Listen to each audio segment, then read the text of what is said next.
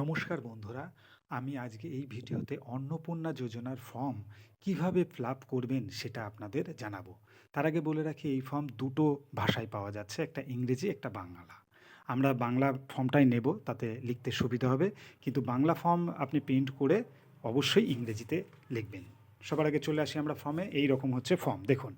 ফর্মে অন্নপূর্ণা যোজনা পরিবারের তথ্য, মানে আপনার পরিবারের যে কজন আছে তাদের কিন্তু সমস্ত তথ্য লাগবে এই ফর্মে। সবার প্রথমে আছে পরিবারের প্রধানের নাম। এবার বলছে প্রধান কি হবে?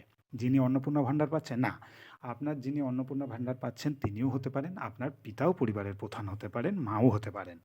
তো সবার প্রথমে যদি আপনার পিতা হয়ে থাকেন তাহলে পিতার পুরো নাম লিখবেন, জন্ম তারিখ দেবেন, এই যেভাবে দেওয়া আছে দিন মাস বছর যেভাবে।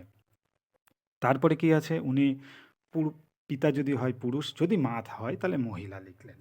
আধার কার্ডের নাম্বার, সমস্ত যে এইগুলো জিনিসগুলো লিখবেন আপনি, সব কিছু আধার কার্ডে যেভাবে আছে সেভাবে লিখবেন। ডিজিটাল রেশন কার্ডে পরিবারের যিনি সেটা নাম্বার দেবেন। পরিবারের সদস্য যদি আপনারা দুজন তিনজন পাঁচজন যা হয়ে থাকেন সংখ্যা দেবেন। পুরো ঠিকানাটা এখানে দেবেন, যেটা স্থায়ী ঠিকানা। যোগাযোগের নাম্বার দেবেন, ফোন নাম্বার। এবার আসি ৯ নম্বর পয়েন্টে। ৯ নম্বর পয়েন্টটা কিন্তু সব থেকে গুরুত্ব। এখানে হচ্ছে পরিবারের প্রধান যদি অন্নপূর্ণা ভাণ্ডার পেয়ে থাকেন আবেদনে, তাহলেই তার নাম দিচ্ছেন। এইবার না হলে আপনি আপনার প্রথম নাম দেবেন। আপনার নাম অবশ্যই আপনি যে নামটি আধার কার্ডে যেরকম আছে, আর ব্যাংকের ডিবিডি লিঙ্ক, এটা আস্তে আস্তে আলোচনা করব, সেই নাম দিলেন। আপনার জন্ম তারিখ দেবেন, মহিলা আপনি অবশ্যই দেবেন, আধার কার্ড দেবেন।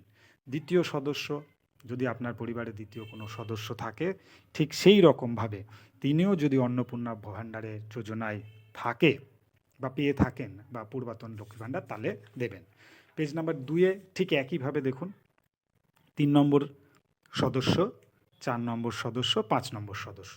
যদি পরিবারের 5 বছরের ঊর্ধ্বে যে থাকবে তাদের প্রত্যেকের ডিটেলসটা দিতে হবে। এর মধ্যে যদি কোনো পুরুষ সদস্য থাকে তাদেরও ডিটেলস দেবেন, শুধু যে ডান দিকে যে হ্যাঁ অপশানটা আছে সেটা দেবেন না। আসি 10 নম্বর পয়েন্টটা, খুব গুরুত্বপূর্ণ। প্রথমে ব্যাংক অ্যাকাউন্ট দেবেন, অবশ্যই ডিবিটি লিঙ্কে যাদের আছে সেই অনুযায়ী ব্যাংক, সেই ব্যাংকেরই। দেখুন আপনার দেখা গেলো দুটো তিনটে ব্যাংকে অ্যাকাউন্ট, কিন্তু আপনি শুধুমাত্র যে ব্যাংকেই অ্যাকাউন্টে আপনার ডিবিটি লিঙ্ক আছে সেই অ্যাকাউন্টটাই দেবেন অবশ্যই, নইলে কিন্তু আপনার যে ৩,০০০ টাকা ওখানে আপনার ঢুকবে না। ব্যাংক অ্যাকাউন্ট নাম্বার দেবেন, ব্যাংকের নাম দেবেন, আইএফএসসি কোড দেবেন। অন্যান্য সদস্যদেরও দেবেন, কিন্তু সবথেকে গুরুত্ব যারা অন্নপূর্ণা ভাণ্ডার পাচ্ছে তাদেরটাই গুরুত্বপূর্ণ। এবার আসি 11 নম্বর অপশানে। 11 নম্বর অপশানটা হচ্ছে এপিক, মানে ভোটার কার্ডের। HOF আছে, মানে পরিবারের প্রধান যিনি, যারটা 1 নম্বর পেজে যেটাই আপনি যাকে প্রধান করেছিলেন তার এপিক নাম্বার দেবেন। বিধানসভা ক্ষেত্র অংশের নাম্বার, এগুলো আপনি মোবাইল থেকে পেয়ে যাবেন, বা আপনি আপনার লোকাল যিনি কাউন্সিলর আছেন বা পঞ্চায়েত হলে পঞ্চায়েতের প্রধান বা মেম্বারের বাড়িতেও পেয়ে যাবেন সেই এপিকগুলো। প্রত্যেকের এপিক নাম্বার তো নিজের কাছে আছে, আর বিধানসভা ক্ষেত্র পার্ট অংশ নাম্বারগুলো আপনারা এখানে দেবেন। 12 নম্বরে কি আছে, অসংখ্যিত ইউআর। আপনি যদি জেনারেল কাস্ট হন তাহলে এখানে দেবেন। তারপরে তপশিলি জাতি, এসসি এসটি, এইভাবে এইগুলো আপনাকে দিতে হবে। এগুলো কোনো খুব একটা গুরুত্বপূর্ণ বিষয় নয়, তবে সবাই এখন ৩,০০০ টাকা পাবে, সুতরাং এটা নিয়ে অত বেশি চিন্তার নেই। তারপরে ক্ষয়ে দেখুন রেশন কার্ড বা খাদ্যভুক্ত, যে রেশন কার্ড বা খাদ্যভুক্ত হলে সেটাই অপশানে ক্লিক করবেন। এইবার আছে পরের পেজে, 4 নম্বর পেজে, আপনি কি ডিজিটাল রেশন কার্ড? অবশ্যই সকলেরই এখন ডিজিটাল রেশন কার্ড আছে, হ্যাঁতে ক্লিক করবেন। যদি না থাকে তাহলে তো কোনো চাপ নেই, যদি হ্যাঁ হয় তাহলে কি কার্ড, AAY, HP, PHH, এরকম কার্ডগুলি আপনার আছে অপশান। সেই অপশানগুলোতে আপনাকে যেটা আপনার কার্ড আছে সেখানে ক্লিক করবেন। পরিবারের রেশন দোকানের মাসিক রেশন তুলছে কিনা, হ্যাঁ না থাকলে করবেন। এবার আছে সম্পত্তির ডিটেলস, দেখুন আপনার বাড়ি কী ধরনের সেই বাড়ির ডিটেলস দিতে হবে। পরিবারের জমি মালিক আছে কি না সেটা দিতে হবে। পরিবারের সকল সদস্যের জমির পরিমাণ, কত শতক জমি আপনার, সেগুলো আপনাকে দিতে হবে। যানবাহন, মোটর চালিত গাড়ি, 4 চাকা গাড়ি এসব আছে কি না, সে গাড়ি যদি থাকে তাহলে রেজিস্ট্রেশন নাম্বার সমেত দিতে হবে, না থাকলে নাতে টিক মারবেন। পরিবারের সদস্যভিত্তিক স্বাস্থ্য বিমা, যদি স্বাস্থ্য বিমা থাকে তাহলে হ্যাঁ, এই যে অপশানগুলো সবগুলো আপনাকে ফিল আপ করতে হবে, আর না হলে কিছু করতে হবে না। যদি হ্যাঁ হয় তাহলে HOI, সরকারি বেসরকারি বিমার কিনা সেটা দিতে হবে। সদস্য এক যিনি, যেখানে ওই সদস্য একে দিয়েছিলেন সেই ডিটেলসগুলো ফিল আপ করে যেতে হবে আপনাকে। এবার আসি 5 নম্বর পেজে। 5 নম্বর পেজে আয় বা পেশা, কোনো সদস্য আয়কর প্যান বা ট্যাক্স যদি আয়কর দিয়ে থাকেন, ট্যাক্সের আওতার পড়েন, তাহলে হ্যাঁ লিখবেন। হ্যাঁ লিখলে আপনাকে, আর না লিখলে আপনার কোনো অপশানে কোনো প্রবলেম নেই। হ্যাঁ যদি থাকে তাহলে পরিবারের সদস্যের প্যান কার্ড যদি থাকে তাহলে সদস্যের নাম এবং প্যান কার্ড নাম্বার আপনাকে দিয়ে যেতে হবে।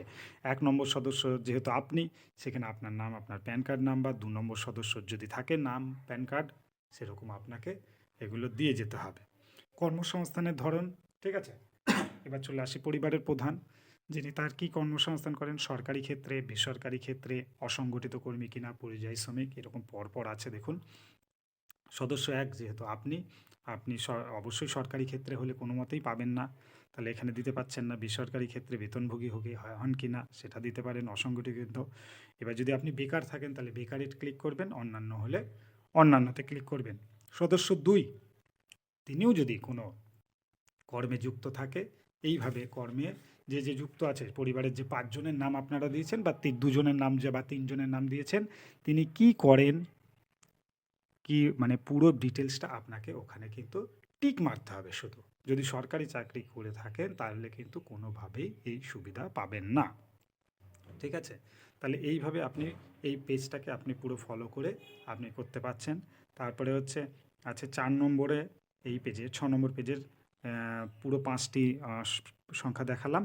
তারপরে ৪ নম্বরে আছে পরিবারের শিক্ষিত প্রাপ্তবয়স্ক সদস্যের সংখ্যা এবং পরিবারের অশিক্ষিত প্রাপ্তবয়স্ক সদস্যের সংখ্যা। তাহলে শিক্ষিত যদি থাকে আপনার পরিবারে সেই সংখ্যাটা লিখবেন, অশিক্ষিত প্রাপ্তবয়স্ক যদি সদস্য থাকে তার সংখ্যাটা আপনাকে লিখতে হচ্ছে ওখানে। এবার আসি পরিবারের প্রধান, শিক্ষিত অশিক্ষিত সর্বোচ্চ শিক্ষাগত যোগ্যতা, এটা আপনাকে দিতে হচ্ছে পরিবারের প্রধানে। পরিবারের ১ নম্বর অপশানে কী ছিলেন আপনি? আপনি ছিলেন, তাহলে আপনি শিক্ষিত না অশিক্ষিত সেটা লিখবেন, সর্বোচ্চ কত শিক্ষিত যোগ্যতা। ২ নম্বরে ঠিক এই রকমই, ওই প্রথম পেজে যে ১, ২, ৩ সদস্য করা ছিল সেই অনুযায়ী আপনাকে কিন্তু এই ৬ নম্বর এবং পরে চলে যাচ্ছি ৭ নম্বর, একই রকমভাবে ফিল আপ করে যেতে হবে। আচ্ছা, ৭ নম্বরের আপনি ৫ নম্বর অপশানে কোনো সদস্য কি কোনো সাংবিধানিক পদ, মন্ত্রী, সংসদ, বিধায়ক, পৌর, স্থানীয় সংস্থা, পঞ্চায়েত বর্তমানে ধারক? যদি এরকম রাজনীতির কোনো ব্যক্তিত্ব থাকে তাহলে হ্যাঁ লিখবেন। যদি থাকে তাহলে সদস্যর নম্বরটা লিখতে হবে, আর যদি না থাকে তাহলে কোনো অসুবিধা নেই। কোনো সদস্য কি সরকারি পেনশনভোগী?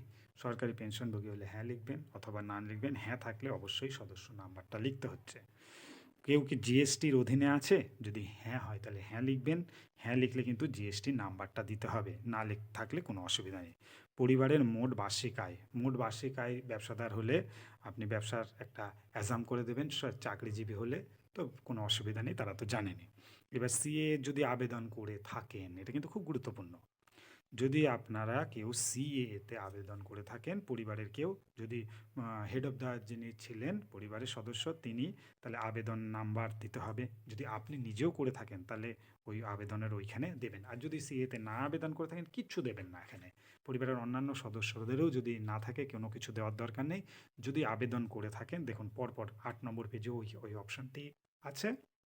পরিবারের সদস্য ২, ৩, ৪ এরা যদি কেউ সিএতে আবেদন করে থাকে তাহলে তাদের কিন্তু ডিটেলসটা উল্লেখ করতে হবে।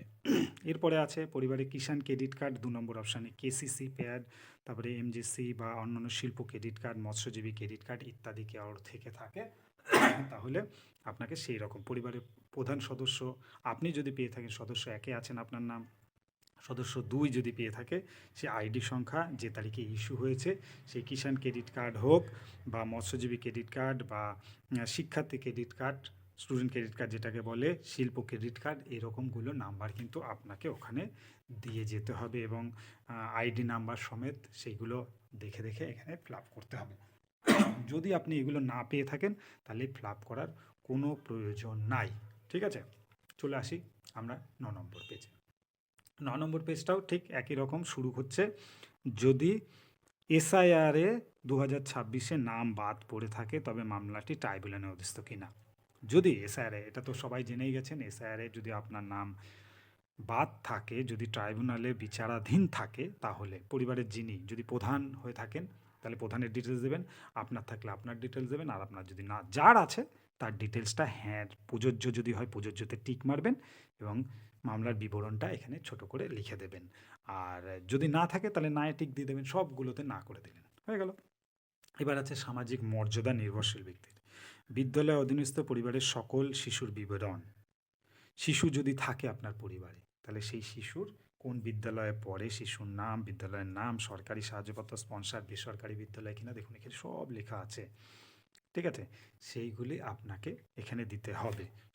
পরিবারের শিশু সদস্য যদি একের অধিক থাকে শিশু, তাহলে তাদের পুরো ডিটেলস দেখুন, 4টে শিশু এখানে দেওয়ার মতো জায়গা আছে। পরের পেজে আসি, 10 নম্বর পেজে দেখুন 2, 3, 4 একইভাবে যদি কেউ সরকারি বিদ্যালয়, বেসরকারি বিদ্যালয়, স্বীকৃত মাদ্রাসা বা অন্যান্য বিদ্যালয়ে পড়ে থাকেন, পুরো ডিটেলসটা সেখানে দিতে হবে। তারপরে ওই 10 নম্বরের লাস্ট দিকে আছে দেখুন শিশুদের টিকাকরণের বর্তমান অবস্থা। যদি খুব ছোট শিশু থাকে যাদের, হ্যাঁ টিকা হয় কি না, সম্পূর্ণ হয়েছে কি না, টিকাকরণ করা হয় কি না, এই ডিটেলসগুলো কিন্তু আপনাকে ওই 10-এর 2-এর লাস্টের পেজে সব দিতে হবে। যতগুলো আপনার শিশু আছে এখানে 4টে শিশুর ডিটেলস দেওয়া আছে, যদি আপনার একটা থাকে একটা দেবেন, যদি না থাকে তাহলে তো কোনো প্রশ্নই নাই, ওই অপশানগুলো আপনাকে কিছু করতে হবে না। আর যদি থাকে তাহলে ওই টিকাকরণের যে হলুদ কাগজ আছে সেটা বের করে আপনাকে পুরো ডিটেলস ওখানে ভরে দিতে হবে। চলে আসি আমরা 11 নম্বর পেজ, মানে লাস্টের আগের পেজটা। এই পেজটাই আছে কি, আপনি কি কোনো সরকারি মাধ্যমে সুবিধা ডিবিটির মাধ্যমে পাচ্ছেন? খুব গুরুত্বপূর্ণ কিন্তু। ডিবিটি লিঙ্কে যে ব্যাংকের বই আছে, যদি আপনার কোনো সরকারি সুবিধা পেয়ে থাকেন, পরিবারের প্রথমে আছে প্রধানের যদি পেয়ে থাকে তাহলে হ্যাঁতে টিক করবেন, না থাকলে কিচ্ছু লিখতে হবে না, হয়ে গেল। আর যদি পেয়ে থাকেন তাহলে প্রকল্পের নাম লিখতে হবে। যেমন ওই যে আগের একটা পেজে আপনাদের বললাম সরকারি সুবিধাগুলি কী কী হয়, কিষাণ ক্রেডিট কার্ড আছে, এই রকম কিছু ছিল না, কেএসসিসি ছিল, শিল্প ক্রেডিট কার্ড, মৎস্যজীবী ক্রেডিট কার্ড, এই সবগুলোগুলি তো সরকারি ডিবিটি লিঙ্কে যে পাওয়া যাওয়ার সুবিধা। বা কেউ পরিবারের প্রধান বার্ধক্য ভাতা বা বিধবা ভাতা পেয়ে থাকেন, সেই রকমগুলো কিন্তু লিখতে হবে।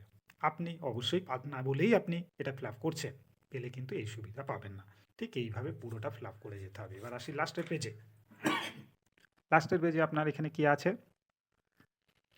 বাদ দেওয়া হলে কারণ অফিসার কর্তৃক পূরণীয়, এইটা আপনি কিছু করবেন না। ঘোষণা সম্মতি, ঘোষণা সম্মতি কি আছে, আমি এই মর্মে ঘোষণা করছি যে উপরের প্রদত্ত তথ্য আমার জ্ঞান ও বিশ্বাস অনুযায়ী সত্য প্রযোজ্যের ক্ষেত্রে আমি সকল সহায়তা তথ্য প্রদান করছি, উপরে নিম্নলিখিত কোনো মানদণ্ড বাদ দিইনি। আমি অবগত যে আমার প্রদত্ত কোনো তথ্য মিথ্যা প্রমাণিত হলে আমার সামাজিক সুরক্ষা সুবিধা বন্ধ হয়ে যাবে। দেখেছেন কি লেখা আছে, এইটা আপনি পড়ে এই মাঝখানে দেখুন আছে সম্মতিতে টিক করে এখানে স্বাক্ষর করবেন, আপনি যেভাবে স্বাক্ষর করেন। আর তারপরে নিচে কি আছে, নিচের অংশটা এন্ড অফ ফর্মে আছে, শুধু সরকারি কর্মচারীদের ব্যবহারের জন্য, এখানে কিচ্ছু লিখতে যাবেন না আপনি, ঠিক আছে?